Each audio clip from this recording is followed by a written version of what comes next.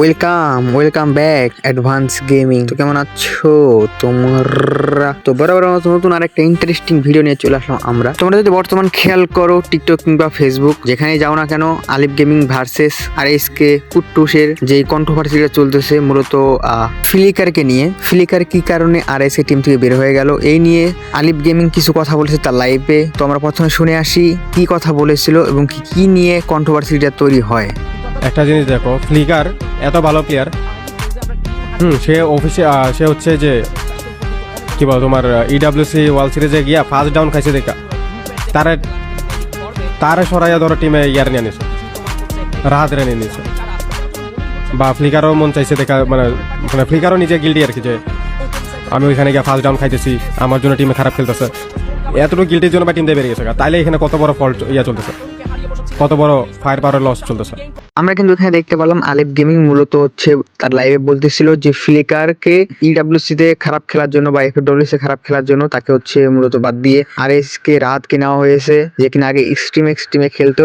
তো এখানে হচ্ছে ফ্লিকার কি কারণে বের হয়ে গেছে এই নিয়ে ফ্লিকারও কোনো কথা বলে নাই এবং কি আরএসকে টিমের থেকেও কোনো রকম আমরা কথা শুনতে পারি নাই। তো যেহেতু এটা কোনো এখন জানাজানি হয় নাই, তো এই ক্ষেত্রে আলিফ গেমিং অযথাই একটা কথা বলে কন্ট্রোভার্সিটার সৃষ্টি করে এবং কি আমরা দেখতে পাচ্ছিলাম যে কিছুদিন পরই আলিফ গেমিং এর চুলকানি ওঠে এবং এই চুলকানির কারণেই মূলত কন্ট্রোভার্সি সে শুরু করে। এখন আমরা আরএসকে কুট্টুসের মুখ থেকে কিছু কথা শুনে আসবো। আরএসকে কুট্টুস তার লাইভে এই কথা শুনে কি বলেছিল। নকডাউন খাই ফ্লিকার তাই ওরে বের করে রাত তোর মা রে বাপ। আমি ওমরে বললাম যেগুলো বাইরে ভাইরাল করছে না ওরে ভাই আমার এটা মানে এই পোলাটা আসলে কি চায়, আমার ওর উপরে প্রচুর রাগ হইতাছে। কাকে আমি একটু উল্টা পাল্টা বলা শুরু করবো। আলিফ গেমিং হ্যাঁ ওই কি চায়, ওইগুলা কি কয় না যায় না। আমরা কিন্তু শুনতে পারলাম আরএসকে কুট্টুসের মুখ থেকে যে আলিফ গেমিং কোনো কিছু না জেনেই হচ্ছে মন্তব্যগুলো শুরু করতেছিল। এখন আমরা এই নিয়ে অনেক কথা সমালোচনা চলতেছিল এবং আলিফ গেমিং এর কমেন্ট বক্সে গিয়ে হেড দিচ্ছিল। তো হেড খাওয়ার কারণে আলিফ গেমিং আবার তার লাইভে এইটা নিয়ে টপিকটা ঘোরানোর চেষ্টা করে এবং কি সেই টপিক নিয়ে কি কথা বলেছিল এটা আমরা একটু শুনে আসবো।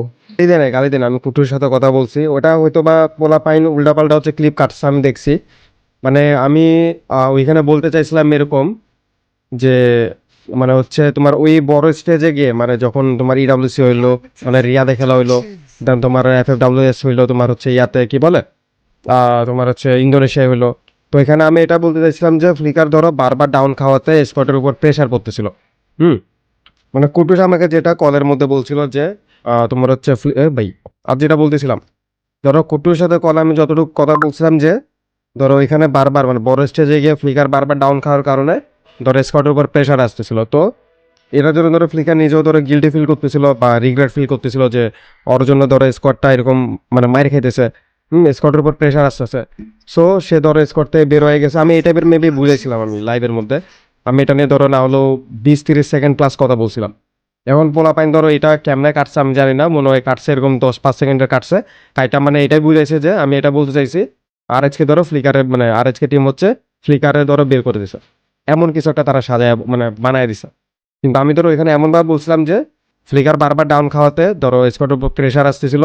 তো ফ্লিকার নিজে ধরো রিগ্রেট ফিল করতেছে বা হচ্ছে তোমার ধরো নিজের উপরে গিল্টি ফিল করতেছে যে তার জন্য স্কোয়াড বারবার আশ খাইতেছে, এই টাইপের বুঝতে চাইছি, যেটা আমরা কুটুস কলে বলছিল। সো পোলাপাই জানি না কেমনে গাইটা কেমনে আপলোড দিছে। সো এটা আমি কুটুসের কথা বলছি অলরেডি। এটা ভাই নিজেদের মধ্যে এটা নিয়ে তো ঝামেলা করে লাভ নাই, সিম্বল একটা জিনিস নিয়ে।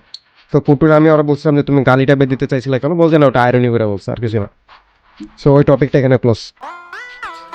আমি বুঝলাম না এই আলিফ গেমিং চুদির ভাই নিজে কন্ট্রোভার্সি শুরু করে আবার নিজেই বলে যে আমি এগুলো নিয়ে ঝামেলা করতে চাই না, সবকিছু মিটমাট শেষ। বুঝলাম না 4 দিন পর কি হাইপ ওঠার জন্য চুদির ভাই এরকম কন্ট্রোভার্সি শুরু করে নাকি? তো গাইস তোমরাই কমেন্ট করে বলো। এবং আমরা কিন্তু দেখতে পারলাম এখানে সম্পূর্ণ দোষটাই ছিল আলিফ গেমিং এর এবং কি ফ্লিকার এখানে কোনো কথা বলে নাই এবং কি আরএসকে কুটুসও এই নিয়ে কোনো কথা বলে নাই যেহেতু। তো এই ক্ষেত্রে তাকে এই বিষয়টা নিয়ে বাড়াবাড়ি করা উচিত ছিল না এবং কি সে লাইভে এসে এটা নিয়ে ক্ষমাও চায় এবং কি বলে সবকিছু মিটমাট হয়ে গেছে। তো গাইস তাকে আর হেড দিও না। যদি নেক্সট ডে আবারও কোনো কন্ট্রোভার্সি শুরু করে তাহলে চুদির ভাইকে সবাই ইচ্ছা মতো একটু ভরে দিও। আর গাইস তোমরা সবাই নেক্সট কাকে নিয়ে রোস্ট ভিডিও চাও এটা একটু কমেন্ট করে জানাবা এবং কি ভিডিওটা যদি ভালো লাগে থাকে তাহলে অবশ্যই লাইক করে শেয়ার করে এবং কি সাবস্ক্রাইব করে দিবে এবং কি তোমাদের বন্ধুদেরকে সাথে শেয়ার করে দিবে। আর এখানেই আজকের মতো বিদায় নিচ্ছি প্রিয়। ভিডিওটা ভালো লাগলে লাইক করে দিও। সবাইকে জানাই অ্যাটিটিউড ভয়েস এন্ড তোমাদের জানাই আল্লাহ হাফেজ।